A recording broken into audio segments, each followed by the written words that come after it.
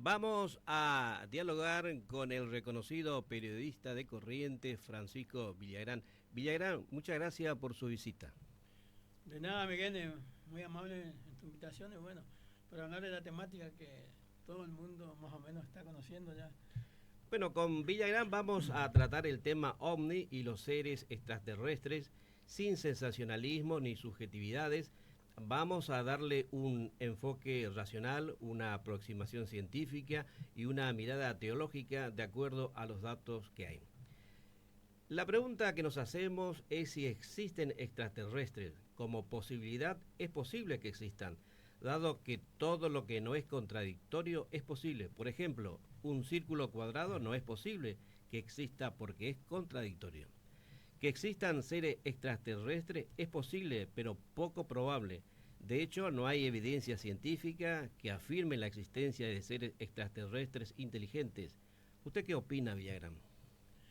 Bueno, antes que nada, es factible, no es factible, sino que existen. Aquellos que estamos ya hace años investigando la temática OVNI, sabemos que realmente han estado viniendo hace miles de años a nuestro planeta, desde la época de los egipcios para acá. Hay evidencia, hay huellas, hay marcas, hay testimonios. Y en la época más, yo diría moderna, de 1947 para acá, se produjeron una serie de avistajes que marcaron ya a los gobiernos que iban sucediéndose en los Estados Unidos. Ahí apareció la famosa el hangar 19, el área 51, la famosa base aérea de Wright-Patterson, donde estarían escondidos, guardados, seres extraterrestres, los cadáveres, por supuesto, y testimonios también y objetos que se han estrellado en nuestro planeta. Aquel que no ha investigado y que no conoce mucho, escucha medio de lejos, pero cree y no cree, queda en la duda. Yo cuando comencé a investigar, me costaba también creer muchas cosas. Decía, ¿cómo puede ser? Sin embargo, averiguando, investigando y teniendo la experiencia in situ, como se dice, en el lugar, descubrí que hay muchas cosas que están totalmente sin averiguar mucho. En Estados Unidos, por ejemplo, hay grupos que se dedican a esto y investigan, se reúnen, tienen contacto con autoridades, etcétera, etcétera. Y ellos afirman de que existen estos seres y que nos han estado visitando desde miles de años ya y lo siguen haciendo más esporádicamente, no tan seguido como antes. En el año 2023, la NASA publicó informes sobre ovnis. El estudio sobre ovni no encontró evidencias concluyentes de origen extraterrestre. Ahora, el gobierno de Estados Unidos anunció la publicación de archivos inéditos sobre fenómenos anómalos no identificados para el acceso al público de documentos tanto para la ciudadanía y la comunidad investigadora. Sí, es así. Se ha comenzado a desclasificar, como ellos le dicen, a los distintos casos OVNI que han ocurrido en todo el mundo, desde los más famosos a otros no tan conocidos. Quizás el más famoso sea el de Roswell, en 1947, cuando cayó un objeto y fue estudiado. Primero las autoridades dijeron que cayó un objeto desconocido y después dijeron que eran los restos de un globo meteorológico. Ya comenzaron a cambiarle hasta que finalmente quedó ahí todo. Sin embargo, los investigadores descubrieron que cayó un objeto y más adelante cayeron otros más en distintos lugares de Estados Unidos, que es un país tan grande, tan extenso. Ocurrió lo mismo en Rusia, con la diferencia que los rusos son mucho más cerrados. Eso quería preguntarle, Villagrán. Sí. ¿Rusia posee información sobre el fenómeno OVNI? Tiene, incluso en los comienzos tenía intercambio con las autoridades de Estados Unidos para saber a qué se estaban enfrentando. Porque tendrían que hacer un frente común, suponiendo que sean hostiles, para enfrentarse a ellos, pero evidentemente no tienen intenciones. ¿Qué pueden ellos sacar de nosotros? Minerales, material, agua, hacer experiencias genéticas como hacen con los animales, animales mutilados. Hay también casos de seres humanos que desaparecen y nunca más. La experiencia de encuentros de papas con seres extraterrestres. Sí. El Papa Pío XII dejó un testimonio por escrito sobre lo que vio el 30 de octubre del año 1950. En un informe que fue redactado por el cardenal Todeschini y que dice así: El soberano pontífice se mostró muy turbado y emocionado como jamás lo había visto antes, y él mismo me confirmó: ayer he visto un prodigio que me ha impresionado profundamente. Era el día 30 de octubre del año 1950, alrededor de las 4 de la tarde. Hacía mi paseo habitual en los jardines del Vaticano, leyendo y estudiando algunos documentos. Ahí fui sorprendido por un fenómeno que no había visto antes. El objeto realizaba movimientos rotativos y circulares, desplazándose de izquierda a derecha y viceversa, y en el interior del mismo se veían algunos movimientos como de personas que iban y venían. También el Papa Juan XXIII había tenido un encuentro con seres no humanos en julio del año 1961 en los jardines de Castel Gandolfo. Su secretario personal, Loris Capovilla, afirmó que él y el Papa Juan XXIII observaron una luz brillante que aterrizó en el jardín. El ser tenía forma humana con orejas largas. La conversación del Papa y el extraterrestre fue de unos 20 minutos. Tras el suceso, el Papa Juan XXIII había comentado: los hijos de Dios están en todas partes, aunque a veces tenemos dificultades para reconocer a nuestros propios hermanos. Después de eso, continuamos nuestro paseo por el jardín como si nada hubiese pasado pese a lo extraordinario del acontecimiento, relató. Por su parte, el Papa Francisco tenía una postura abierta y teológicamente inclusiva sobre la posible existencia de vida extraterrestre. Ha sugerido que si existieran seres inteligentes, serían parte de la creación de Dios, y afirmó que no dudaría en bautizarlos si los pidieran. La Iglesia no afirma ni niega la existencia de seres extraterrestres. Es así, es importante porque no afirma ni niega, es decir, que dejan la puerta abierta para que la ciencia, los investigadores determinen realmente hasta qué punto es cierto.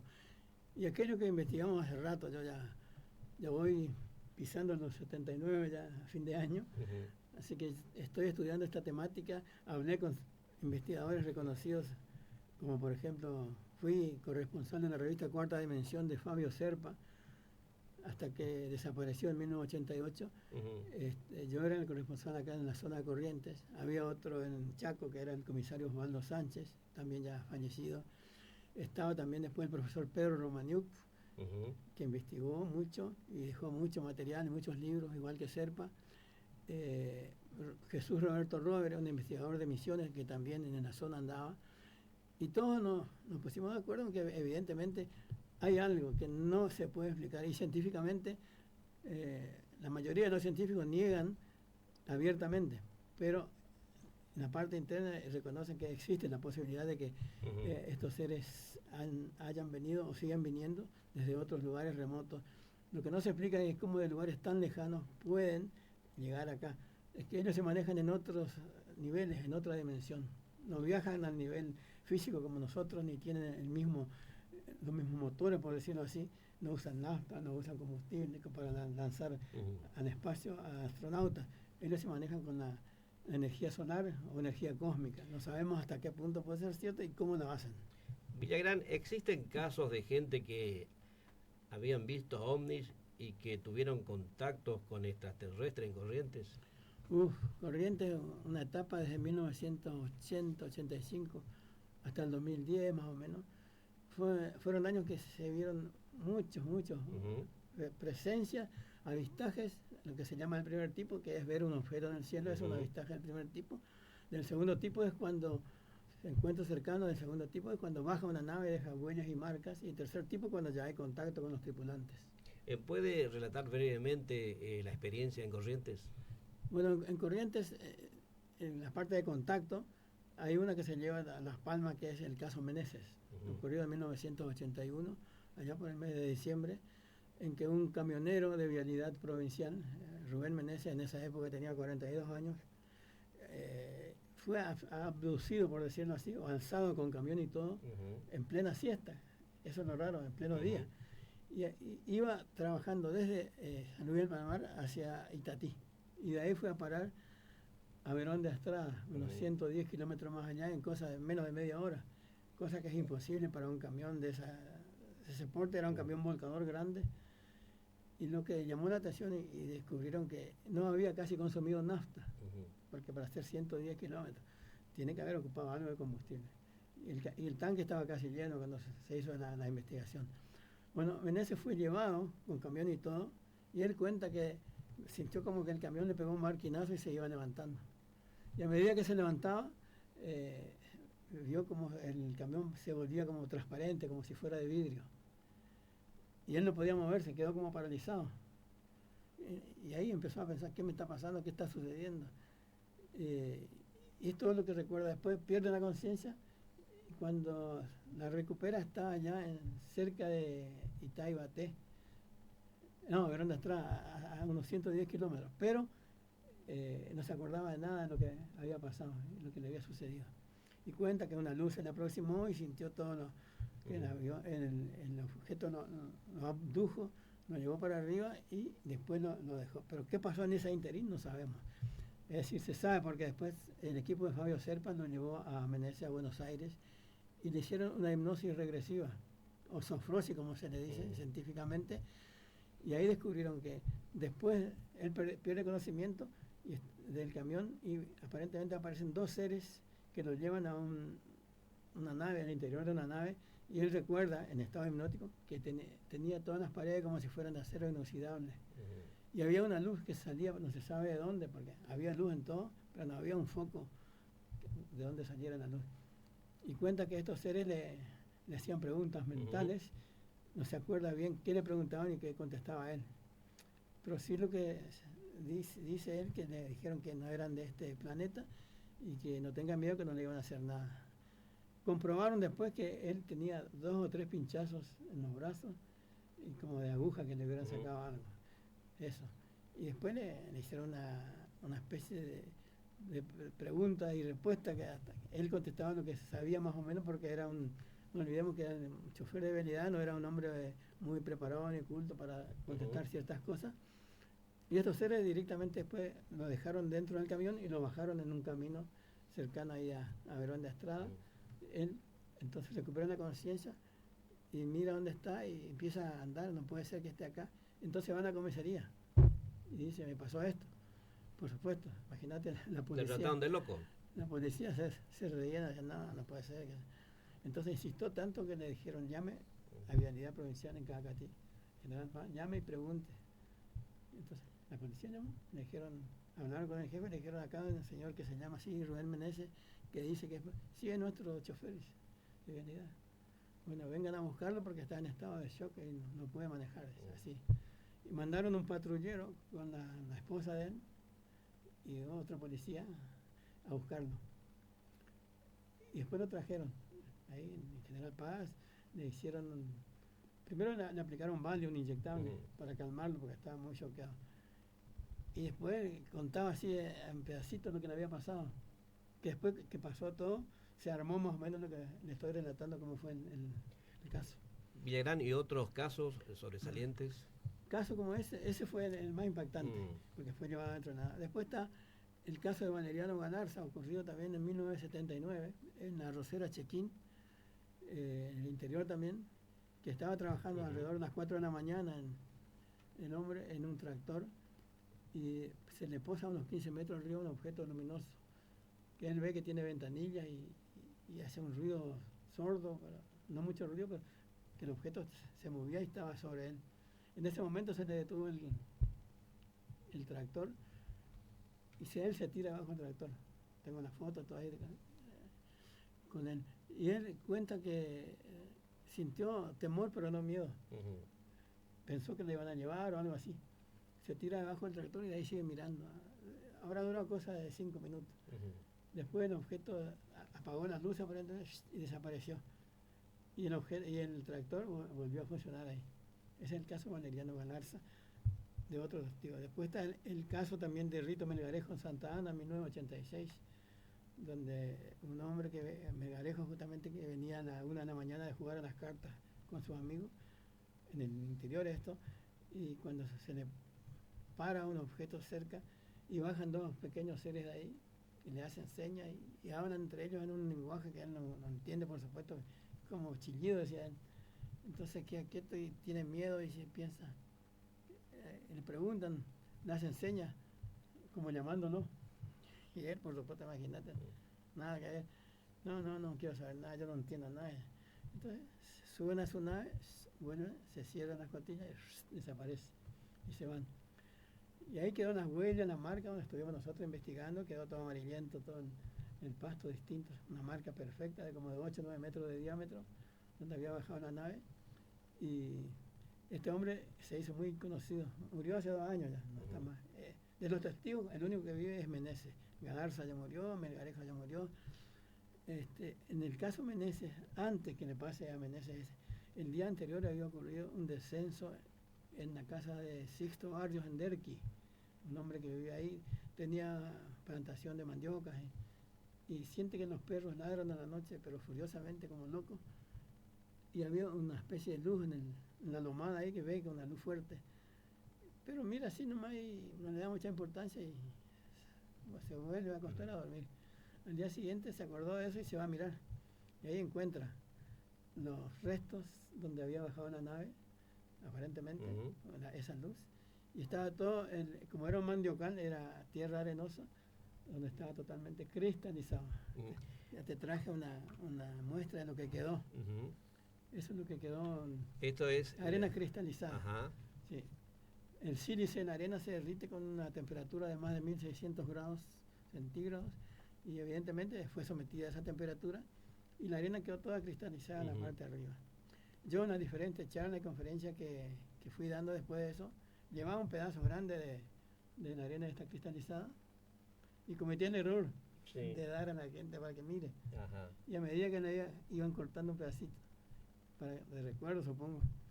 Entonces no di más ya porque me quedé con eso, es lo que me quedó. Pero evidentemente algo bajó porque quedó ahí la marca, la huella, en la arena cristalizada y es una evidencia de que algo allí bajó. Ese es el caso de Derqui.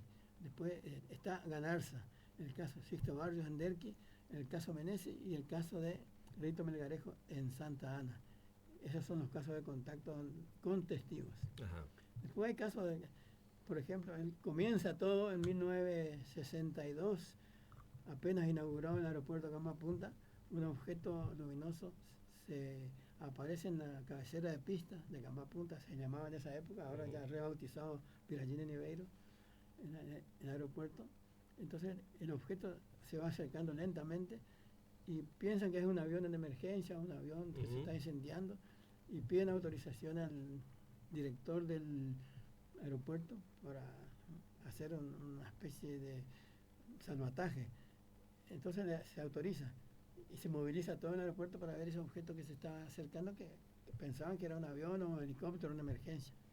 El objeto se queda en la cabecera de pista y quieto ahí durante 10 minutos más, con las luces destellando, prendiendo y apagándose. Y ahí se dieron cuenta que no era un avión.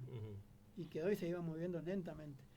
Entonces se van acercando despacito en un vehículo hasta abajo del objeto, y cuando el objeto ve que se acercan, pega un pique y se aparece a gran velocidad rumbo al Paraguay, hacia la zona del Paraguay.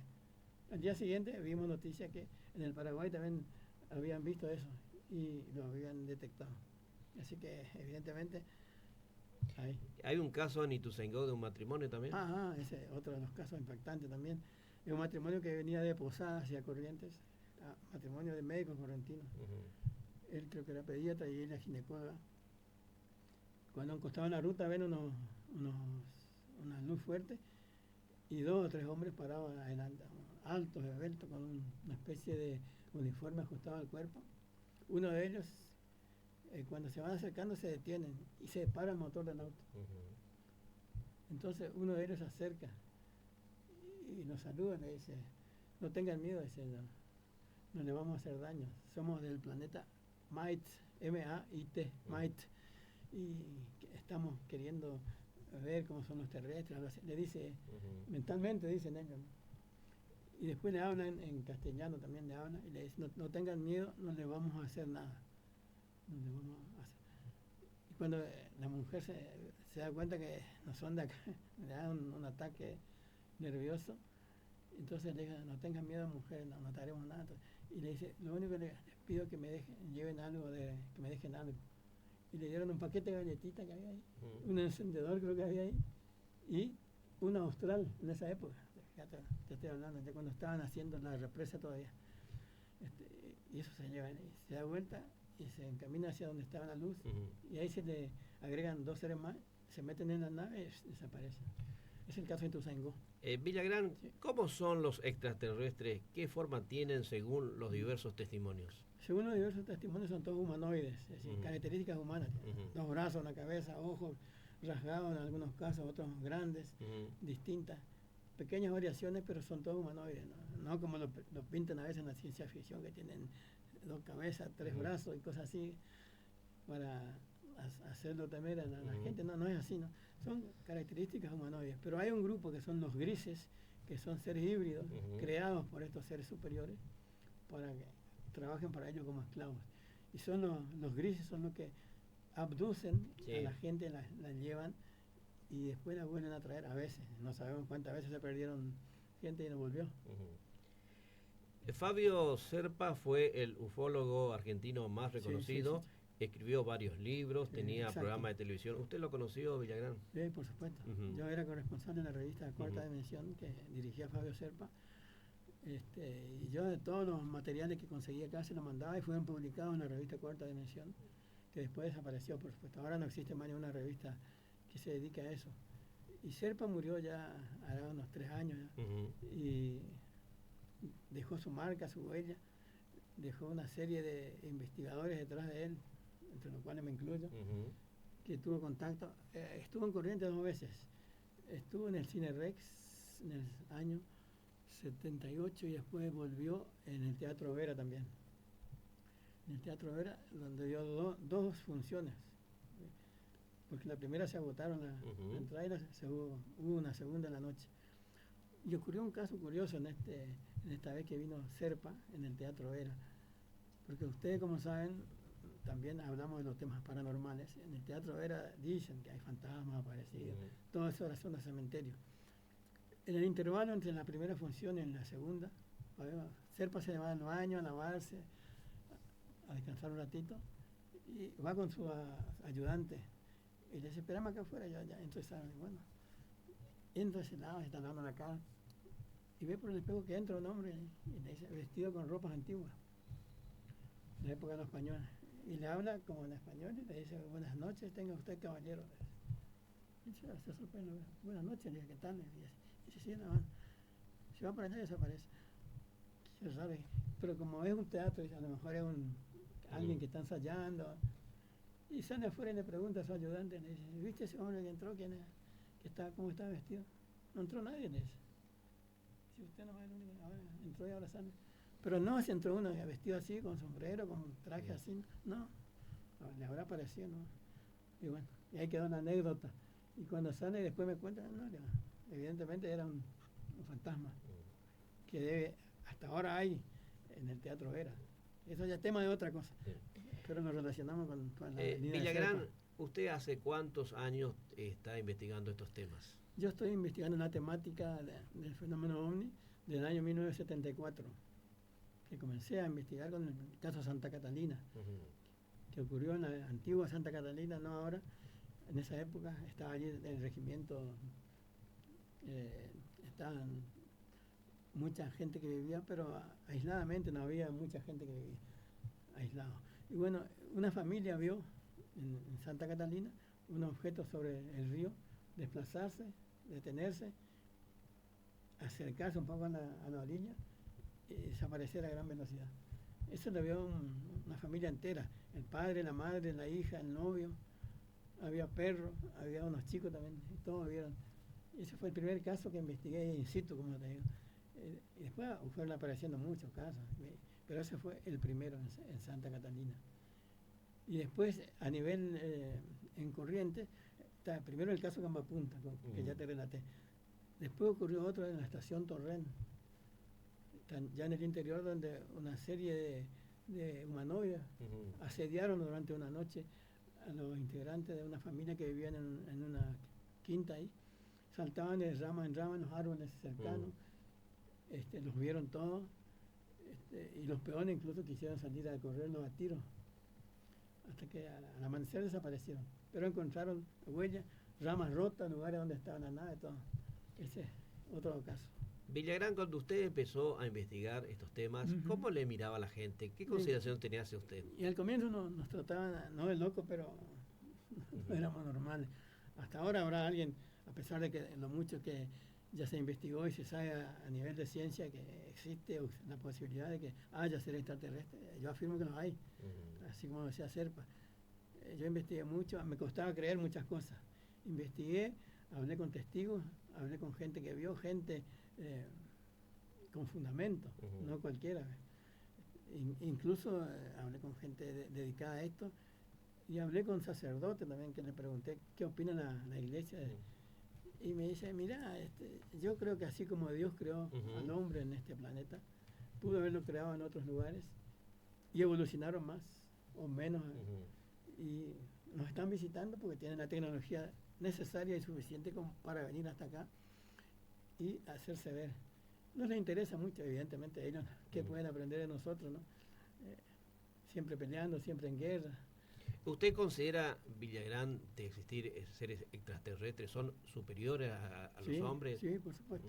Superiores no solo tecnológicamente ni científicamente, sino también espiritualmente. Son seres, la mayoría, ¿no? Los hay malos también, ojo.